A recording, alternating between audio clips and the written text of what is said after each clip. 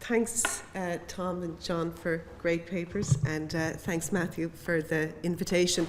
Having heard these earlier papers, I think possibly I should have gone on a slightly different track, because I was so interested in this, I suppose, idea of intimacy with the past. And I kind of, on two sides, one of my grandfathers was in the Limerick IRA as well, and my grandmother, who lived to the early 2000s, often told us stories of growing up in Thomongate during that period. And then on my father's side, my grandfather became a sergeant in the Free State Guard. So we had the two kind of connecting, and in that sense of unsundered as well, the kind of families, the extended families, and it kind of is very familiar to me. But also how those kind of, that period shaped what came afterwards in terms of, I really always felt those legacies growing up in different ways. But what I am going to speak about today is something I think has kind of been more marginalised in the discussions of the decade of centenaries, and that is, I suppose, the business, the alternative business models, the activism, the cultural activism of women during that period. So I'm starting here with just this image, and it's a juxtaposition of the state banquet for President Joe Biden earlier this year, when he quoted William Butler Yeats and Seamus Heaney. And this attraction for American presidents is not new or unusual. We're often, I suppose, struck by the kind of fond references they have for our poets, our artists, and so forth. But it is, of course, significant for how the Irish state functions and is perceived on the international stage. And I've juxtaposed it with this image, which is from an article by the American President Theodore Roosevelt. And now, Roosevelt corresponded with Lady Gregory. He read works by William Butler Yeats, Alice Stopford Green, and future Irish President Douglas Hyde. And in 1907, he published an essay in Century magazine on Irish myth and legend, and this is an illustration from that article. Now, Roosevelt was known for quite anti-Irish views in the latter part of the 19th century. The Irish revival, though, fascinated him, and he began to call for chairs in Celtic studies to be established in the leading US universities.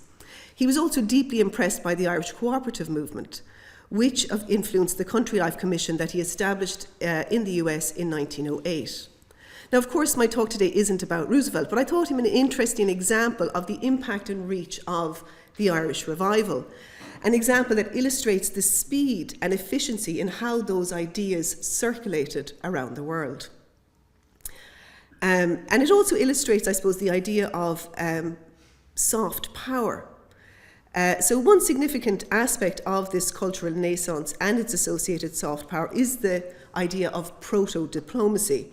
In other words, in the absence of a state, the diplomatic efforts to connect Ireland to international partners and allies in advance of independence, and to convince those influential connections that the Irish cause was both realistic and desirable.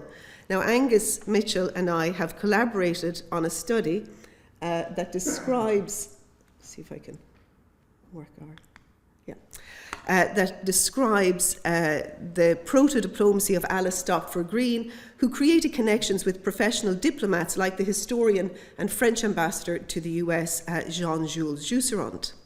So what I thought would be interesting today is to explore how a new small private press in Dundrum, County Dublin, was important for that renaissance from the moment that it was established in 1903. Indeed, it both embodied and disseminated the revival in the first decade of the 20th century and in form of the Coola Press right through, I suppose, onwards. But in a sense, I suppose, because of Evelyn Gleeson's involvement in the Dun Emer, it was a very radical enterprise in that period running up to the War of Independence. As part of a cooperative guild run by women workers and with a female director in the person of Elizabeth Corbett Yeats, it published contemporary leading Irish authors including Catherine Tynan, Lady Gregory, George Russell, W.B. Yeats, Douglas Hyde, and it became synonymous with the revival. Initially, when I began working on the press, I focused on the origins of the industries, the texts the authors published, and the kind of innovations such as how the press used colophons and developed its press mark. I'm just going to show you those press mark. Oops. not quite yet. Maybe I've taken out the press marks. I have. Well, the press mark is really interesting because it's by Eleanor Monsell, and Eleanor Monsell also designed the press, the logo for the Abbey Theatre in Dublin. So in a sense, you have this woman artist who created two of the most important visual signifiers of the revival during that period. I'm sorry I didn't bring them with me. But more recently, I've looked at the infrastructure that allowed the press to flourish and to gain international traction and influence. So the volumes produced by the Dun Emer Press circulated internationally, were reviewed widely, and generated extraordinary interest. And this can only be kind of understood by thinking about, I suppose, the strategizing, but also the public relations aspect of the Guild. So I'll focus on lesser known aspects such as the strategic planning, the creative subscription lists, and things like copyright that they had to kind of engage with. And we kind of, I think sometimes that gets left aside in how we think about these early businesses. So I'm going to begin by giving just a little bit of background context to the Dun Emer. So what I have here is in 1902, Evelyn Gleeson, who had been based in London, comes to Dublin to look for a site to set up the Guild. And she wanted to educate and employ young women in Ireland. So she finds a house called Runnymede, a 10-minute walk from the train station in the village of Dundrum. And when she acquires the house, she immediately sets upon about renaming it. You know, Runnymede had these kind of quintessentially English connotations. So she kind of was very interested and involved in the Gaelic League, and she wanted to be part of that attempt to de-Anglicise Ireland.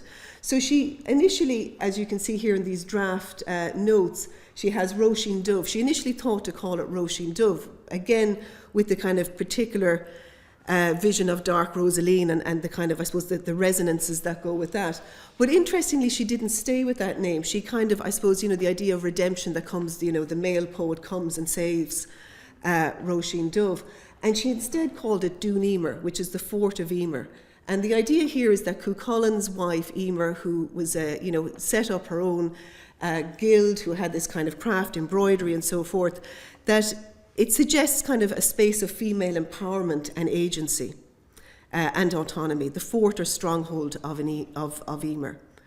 And so Gleeson needed partners for the enterprise, and so she asked the two Yates sisters, Elizabeth Yates and Lily Susan Yates, to join her. To fund the enterprise, she used her inheritance, and she borrowed £500 from her friend, the botanist Augustine Henry. And so they each had their own department within the Guild, and it was Elizabeth who founded and directed the Dun Emer Press. So the Dun Emer was a pioneering private press in an Irish context, and in international terms it prefigured the many modernist presses which emerged in the following decades. In both a material and an intellectual sense, it was an engine for the Irish revival. When taken together, the choice of texts, the approach to the technical aspects of printing, and the publishing strategy demonstrate avant-garde ambitions, and they position the press within the cross-currents of the revival and an emerging modernist sensibility and aesthetics. So the preference for modest and spare design meant the reader's focus was on the text rather than on kind of decorative elements. And again, this was quite different from other kind of, I suppose, presses even within Britain and Europe. And I have some examples here. But first, this is an image of the women standing outside Dun Emer House in Dundrum. And you have Evelyn Gleeson in black there in the middle with Susan Yates to her right and Elizabeth Yates to her left, and some of the women that work there. And these women themselves are very interesting. Many of them went on to become Abbey actresses. Some of them were involved in Commemoration. You have, there's a really interesting, Moira Walker is one in that image. Eileen Collum, Padraig Collum's sister.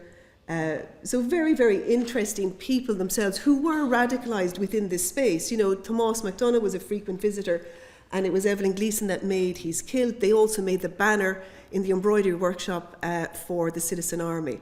So we have this sense that it was a real hub. It was completely female, women-run, and in that sense, it had a really strong kind of political sense. Oh, there they are. They're the two, the press mark. So we have over here designed by Eleanor Monsell and the one for the Abbey as well. So this I'm not going to go into except to say, that the context is really complex. And, one of the reasons I thought I would speak about this today is because of Matthew's own interest in Limerick lace. And what you see throughout, like Foxford is the same, the woolen mills on Tourglina with Sarah Purser, is that there is this movement of women, female-led businesses at that time, many with this kind of cooperative bent as well. But of course, it was also deeply embedded in the arts and crafts movement and Kelmscott. And for example, Susan Yates apprenticed with May Morris in Kelmscott for 6 years before coming to Dublin. So this is just to show you some of, just to give you a sense of what the books actually looked like. This was the first one that they produced in 1903 in the Seven Woods by W.B. Yeats. This is another one by Yeats. It was Discoveries, a volume of essays. And they also had what they called sidelines. And the sidelines were vital, I suppose, for allowing the press and the guild to function. That, they had so many expenses, they had people to pay, and people were paid well, comparatively well. And so here's a quote from Elizabeth Yates: "We have so many sidelines," as the shopkeeper would say at Coola, "Christmas cards, prints, painted wood, and without these other things I could not make the press pay. Then I'm out twice a week for the whole afternoon giving painting classes. This I do for myself to add to my income, and it all takes time." And of course, Elizabeth Yates also was an art teacher who taught people like Louis de Brockie. There's a number, I think she also, Bheacháin, she was kind of in that milieu and very much part of, and I suppose, very much part of that scene in Dublin. These are some of the book plates they produced, one for John Quinn there by Jack Yates. And here are the broadsides that they produced as well. And these were mainly illustrated by Jack Yates and had both new and old poems. So launching a small press in Dublin, when it was established, the landscape, the literary landscape, the publishing landscape in Dublin was really, really poor. It was very challenging for authors, publishers and readers. And it was very different in London because, you had a large audience, you had, I suppose, diverse tastes, increasing disposable income. And so while the British publishers, agents and booksellers were relatively supportive of Irish authors, many of the authors, if you think about it, because of the logic of the revival, wanted their books to be published in Ireland, quite understandably. But at the same time, they had a kind of a challenge with this just because of they had, the companies weren't particularly good. They didn't have the marketing reach to distribute books once they were published. And this is also the time when we start having copyright considerations to take into account as well. So there's a decline in industry, there's overcrowding in Dublin, there's, all the kind of things that we know, but at the same time they wanted the books to be published there. So very, I think, cleverly, they decided upon a dual edition strategy where what they planned to do is they would have this kind of art house, beautiful edition published by the Dun Emer, and then they would still be able to publish an ordinary, what they called an ordinary edition, with a mass publisher in America or in Britain. And here's a letter from William Butler Yeats to a publisher asking, can he actually take publish a section from a book, and he's looking for the permissions to do so. And he quotes Emery Walker and he said, "You can publish your new book with the press without doing any injury to the subsequent ordinary edition. You will find that it advertises the ordinary edition." And so this was to Charles Elkin Matthews. And I think kind of from this perspective, the limited edition's mystique and creative energy will actually infuse the cheaper commercial edition with a form of prestige, as the private press volume evidences and advertises the text's literary and cultural value, while also enabling authors to publish for a wider audience with the ordinary edition. It also made it possible to publish what was called an Irish-made book that exemplified the aims and ideals of the revival and overcame the logistical difficulties involved in publishing an ordinary volume within Ireland itself. The importance of an Irish-made book was picked up on very quickly in the newspaper responses to the early volumes. And this is from G.K. Chesterton, and he said, "Therefore I repeat that it gives me, as one interested in Ireland and the Irish cause, a definite pleasure to feel that this book of Mr. Yeats's short stories is Irish in the gross physical sense, is Irish as English oak is English, or French claret is French, that the body of the thing has a kinship with its soul that is not merely a question of Irish stories, but literally of an Irish book."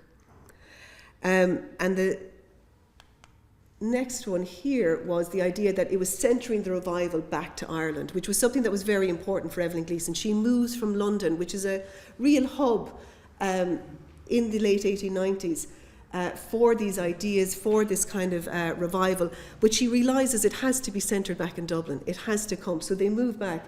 And so here's another from the Daily News. "We are constantly informed by those that look askance at the Irish literary movement that it is mainly conducted by earnest revivalists in London." And then we have, certainly during the last year or two, Dublin has succeeded in becoming the centre of the movement. So again, how these women were bringing the movement back to Dublin and trying to kind of create a hub where, as Evelyn Gleeson said, you train these women, they will go across Ireland and they will train other women, they will set up their own studios, was the plan.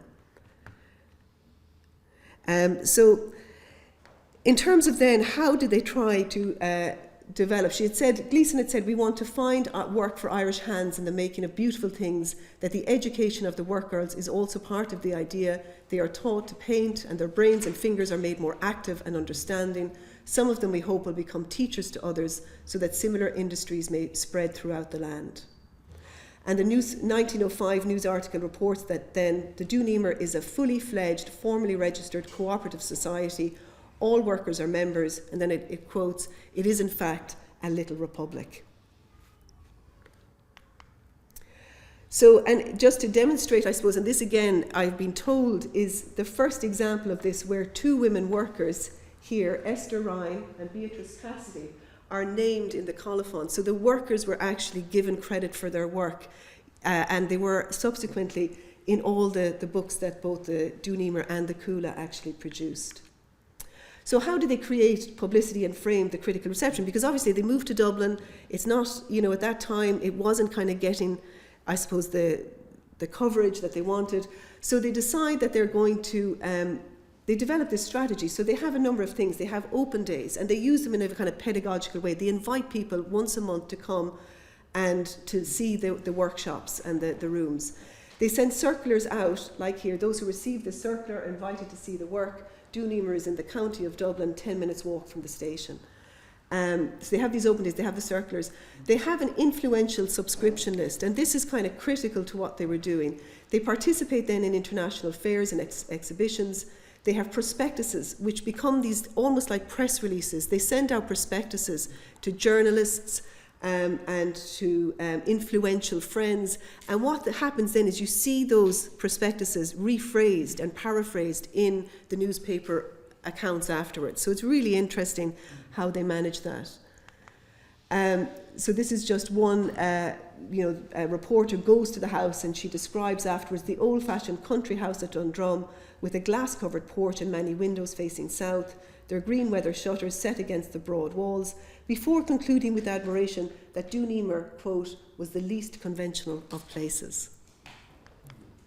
This here is just a shot of the first subscription list. And the subscription list is kind of amazing. And I suppose, again, it's something Angus and I have been working on, is looking at subscription lists as a way of generating interest, of making a network visible, of kind of managing, I suppose, responses to publications. So the Dun Emer Press depended on subscriptions, of course, because they were a central and frequently overlooked aspect of public culture in the late 19th and early 20th century. And when you look at a given subscription list as like this one here, you can start to trace the outlines that back a project. So the Dun Emer subscription list for its first publication in the Seven Woods serves as a tangible record of an impressive and influential coterie.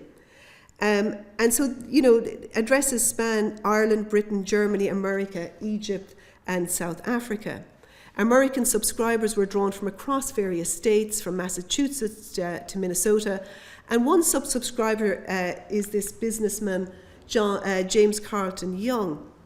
And I think this is really interesting, just the little bit of coverage. He's described as devoted to the formation of a library which shall contain all the best books of the most celebrated authors in the world, each book characteristically inscribed by the writer. And the very fact that this guy, who doesn't have a connection with the Irish cause, but he's a bibliophile, is collecting these, that he's ordering 5 copies of the first book of the Dun Emer Press, says something about the kind of fanfare that was there when the book actually launched. And of course, Elizabeth Yates and the Dun Emer more generally depended on their American allies, such as John Quinn, to generate interest and promote the volumes amongst their networks. So here again are just some of the luminaries of the revival and other notable subscribers to the actual books. You have people like Lady Gregory, of course, John Quinn, James Cousins, Ella Young, Helen Laird. You've also craft workers like Sarah Purser, Pamela Coleman Smith. But other subscribers include people like Augustine Henry, of course, Nanny Dryhurst, Frederick York Powell, Forrest Reed. It's a fascinating list, 300 names of people that purchased an advance copy of the book, that funded the project, and you get a sense just of how the momentum was building behind that project. So this is just a picture of the printing room at Dun Emer. I just think it's quite lovely. They have these lovely scrapbooks that they kept. This is just one of the prospectuses, so you can kind of see the list of what was still available. These were sent out. This was just from the first prospectus. I won't get into it here, but it just is kind of discussing the Dun Emer Press has been founded in the hope of reviving this beautiful craft. The paper was Irish. There was linen rag covers. And that it was published by Irish writers, it was published by Irish workers, I should say, Irish women workers. This is just some of the coverage of the early press coverage, but I show you just to say, look at the breadth of coverage, the international coverage, the New York Herald, the American Register, the Irish Times, the Clarion, the Sphere, the Globe, the Daily News, the Daily Mirror. So all of these newspapers carried articles within the first few years about this kind of this guild. And this is from one, I suppose I just put it in again to show how someone from within the subscription list, a kind of influential friend, Clement Shorter, writes a very positive piece in his literary letter in his magazine, The Sphere. And again, it was just, I suppose what's interesting here is how he, I suppose, promotes the piece, and you kind of see the importance of these influential friends. So just to conclude, and I hope I haven't gone over,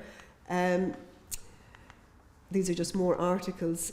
So just to conclude, and this is a postcard, the design aesthetic, the production values, the daily praxis and contributing authors of private presses determine their contribution and their legacy within the literary sphere. The Dun Emer Press intersected with the Gaelic revival, the cooperative movement, the international arts and crafts movement, and a fledgling culture of professional women workers. It also, I suppose, intersected with the commercial infrastructure of the global book trade and the particular character of early Irish modernism. And it's no kind of, there's at least three references to the Dun Emer in Joyce's Ulysses. The broader Dun Emer cooperative project developed a distinctive visual culture, emphasising the quality of its materials and the all-woman nature of its workforce. The strategies for the publishing department were considered and innovative, appearing at specialist exhibitions, competed in international fairs, creating these subscription lists populated by really influential, I suppose, academics, artists, and so forth. Also a lot of book dealers and intellectuals in Ireland, Britain and America. They hosted their open days, they developed profitable sidelines such as the book plates, and the hand-coloured prints and broadsides. And I suppose what I hope this little case study demonstrates is that there was an enterprise like the Dun Emer, and that it had a carefully developed plan to disseminate the ideas and cultural products of the revival, but it also wanted to embody the revival in how it operated, how it employed women. They all could, as it say, become part of this little republic. And while frequently publishing new writing influenced by archaic legends, the strategic positioning, literary standards and business acumen of the press positions it really as this kind of avant-garde enterprise. And I think it is, when we think of, I suppose, that period and the decade of Centenaries, I personally would like more of how these, because I think we can draw on them, how these alternative models of business and, I suppose, creative ideas circulating amongst networks could be kind of brought back to the centre. Okay, thank you very much.